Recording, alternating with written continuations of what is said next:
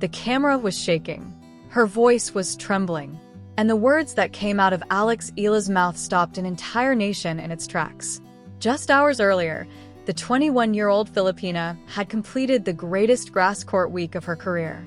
She had captured the Birmingham Open title, lifted her second WTA 125 trophy, secured her first-ever championship on grass, and climbed to a career-high world ranking of number 33.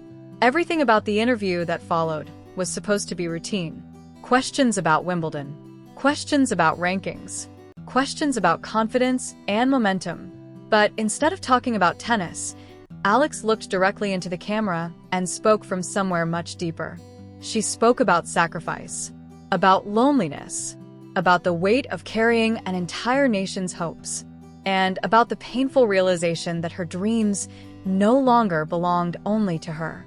Within hours, millions of Filipinos were crying.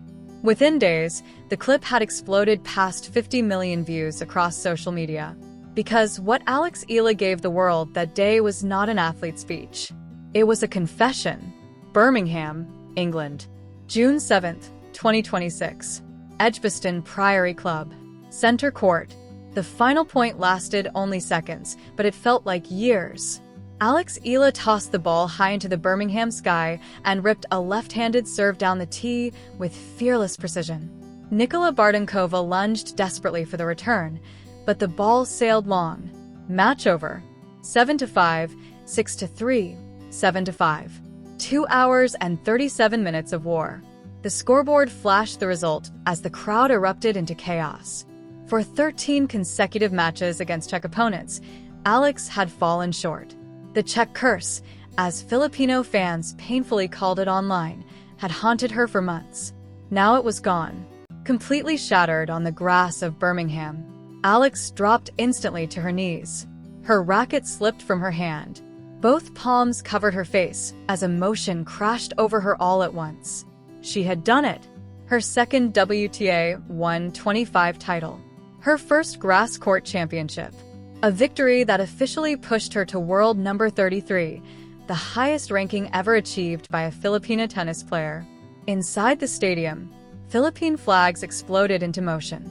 Blue, red, yellow, everywhere. The chants began immediately. Alex, Alex, Alex. The sound echoed across Birmingham like thunder. But when Alex stood up to receive the trophy, something about her reaction felt different. She didn't scream, didn't raise her fists, didn't celebrate wildly. Instead, she stared quietly into the crowd. And what she saw broke her emotionally. Families who had crossed oceans just to watch her play. Overseas Filipino workers who had spent savings they could barely afford to spend. Children wrapped in Philippine flags. Grandparents who flew from Manila simply to witness history in person. The moment suddenly became bigger than tennis. Much bigger. When she stepped toward the microphone, her voice remained steady, but her eyes had already filled with tears. "I'm so honored to be lifting this trophy today," she said softly. The crowd roared. But Alex wasn't finished. "Lifting this trophy doesn't mean I'm among the greats yet," she continued carefully. "It just motivates me to keep working harder. And I'm grateful for the role this trophy has played in my journey." The humility inside those words stunned people instantly.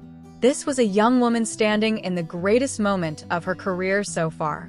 Yet instead of glorifying herself, she spoke like someone still trying to earn her place. Then she turned toward her opponent. "I'd also like to thank Nikola," she said warmly. "This match was incredible. Honestly, it was one of those days where I wish we could both win." The sportsmanship drew another wave of applause. But the emotional moment that would later leave millions crying had not arrived yet. Not even close. Alex turned back toward the stands, toward the sea of Filipino flags, toward her people. And suddenly, her voice cracked. "Maraming salamat," she whispered. "Thank you very much." Then she repeated it again. And again. "Maraming salamat." The camera zoomed in immediately. Fans in the crowd were already crying openly. A little girl in the front row held a handmade sign reading, "Alex, you make us proud." Tears streamed down her cheeks while her mother hugged her tightly beside her. An elderly Filipina grandmother pressed a tiny Philippine flag against her lips as if praying. A father lifted his daughter onto his shoulders while she waved her flag so hard her arm visibly shook from exhaustion. It no longer felt like a trophy ceremony. It felt like a homecoming. Then Alex said the words that changed everything. "I like to say that home is a people, not a place." The stadium went silent instantly. Not because people lost interest, because everyone suddenly understood exactly what she meant. For millions of Filipinos living overseas, those words landed with devastating emotional force. Home was no longer simply Manila, or Quezon City, or Cebu. Home was wherever Filipinos found each other, wherever someone spoke Tagalog in a foreign country, wherever someone waved a Philippine flag thousands of miles away from the islands they missed every day. Home was people, and Alex Eala understood that pain personally. She continued speaking in Tagalog directly to the Filipino crowd. "To my fellow countrymen, thank you so much for your support." Her voice shook harder now. "There are so many of you here today. Thank you, truly." The tears in the crowd multiplied instantly, because this was not a polished athlete delivering corporate answers. This was a young Filipino woman speaking directly to her people with complete honesty. And somehow, every overseas Filipino listening felt seen. The trophy ceremony ended emotionally, but the most powerful moment of the night still waited backstage. Post-match press conference. The silver trophy sat beside Alex under the bright media lights while reporters fired questions from every direction. Most expected standard answers: training, momentum, grass court confidence. Instead, the conversation shifted somewhere painfully personal. A journalist asked about sacrifice. Alex paused for several seconds before answering. Then her eyes began glistening again. "I left home when I was 13, she said quietly. The room immediately softened. "I celebrated birthdays through video calls. I missed holidays, weddings, funerals. Nobody moved. Nobody interrupted. You don't fully understand what you're sacrificing at that age," she continued. "You just know you have a dream and you chase it." Her voice cracked slightly. "And sometimes you don't look back because looking back hurts too much."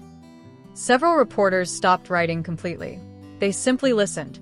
Alex spoke about training at the Rafa Nadal Academy in Spain. The homesickness, the loneliness, the feeling of being a teenager far away from home trying desperately to adapt to a completely different world. "You learn to create family around you," she explained softly.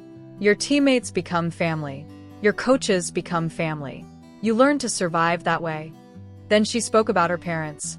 And suddenly the room became emotional all over again. "My parents sacrificed everything for me," she admitted. "My mom understands what this life costs because she was an athlete too." She glanced toward the crowd where her mother, Riza Maniego-Eala, sat crying quietly. "They gave up so much, so I could have this opportunity." Then came the moment that spread around the world. Alex looked directly into the camera, straight into the lens, straight into millions of homes. And she said, "I'm not just playing for myself anymore." The silence inside the room became almost overwhelming. "I'm playing for every Filipino who ever left home to chase a dream," she continued. "Every OFW working thousands of miles away from their children. Every mother and father sacrificing everything so their kids can have a better future." Her voice nearly disappeared at the end. "I know what that feels like," she whispered. "I've lived it. I'm still living it."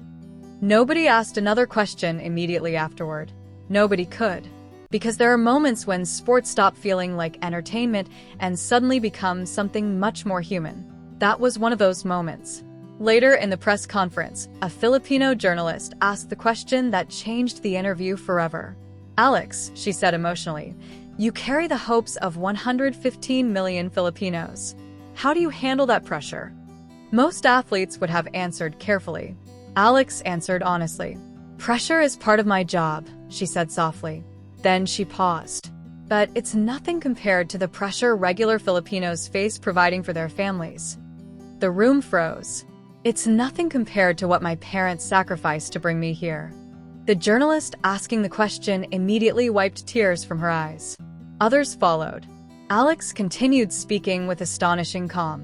Whenever the attention and pressure become overwhelming, I remind myself that every person in the world is carrying struggles we can't see. She lowered her eyes briefly before continuing. And honestly, it's a privilege to live my dream. Not entitlement, not ego. Gratitude. Pure gratitude. I worked my whole life to become a professional tennis player, she said. I'm lucky to be here despite all the challenges. Those words transformed the interview from emotional into unforgettable. Because Alex wasn't pretending her own struggles were easy. She was simply placing them into perspective. Millions of Filipinos sacrifice daily just to survive. Parents leave children behind to work overseas. Families spend years separated from each other. Dreams are postponed constantly because survival comes first. Alex understood that deeply because her own life mirrored pieces of that same sacrifice. And that understanding made her different. The clip spread online like wildfire. Within hours, social media exploded. 50 million views. Hashtags trending globally. Thousands of emotional reactions pouring in from Filipinos around the world. One overseas worker wrote, "I've worked abroad for 15 years. I missed birthdays, anniversaries, funerals." When Alex said pressure is nothing compared to what regular Filipinos go through, I completely broke down. She understands us. Another fan posted, "She never forgets where she came from. That's why we love her." Another wrote simply, "Home is a people, not a place." Every OFW felt that. Suddenly, Alex Eala was no longer just becoming a tennis star. She was becoming something much larger. A symbol, a reflection of Filipino sacrifice, resilience, and hope. And perhaps the most beautiful part of all this was that nothing about her emotion felt manufactured. The tears were real. The pain was real. The gratitude was real. That authenticity was what moved people so deeply. Because modern sports are filled with polished media training and safe interviews. But Alex gave the world something raw, something vulnerable, something honest. The next morning, the Birmingham trophy was packed away. The celebrations ended. The grass season continued. Queen's Club awaited. Then Berlin. Then Wimbledon. The schedule remained brutal. The expectations only grew heavier. But something had changed forever after Birmingham. Alex Eala's journey no longer belonged only to tennis fans. It belonged to millions of Filipinos who saw themselves reflected inside her words. People who knew sacrifice. People who knew homesickness. People who understood what it meant to chase a dream far away from home. As Alex prepared for the biggest stretch of her career, she carried more than ranking points and momentum onto those grass courts. She carried people, families, dreams, an entire nation spread across the world. And maybe that is why the tears in Birmingham mattered so much. They were not tears of weakness. They were proof that success had never disconnected her from where she came from. If anything, success only made her hold tighter to it. Home is a people, not a place. Those words continue echoing across the Filipino world long after the Birmingham trophy ceremony ended. Because somewhere between the applause, the tears, the Philippine flags, and the trembling voice of a 21-year-old champion, millions of people realized something beautiful. Alex Eala wasn't just playing for herself anymore. She was carrying them with her. Every single step. Laban always.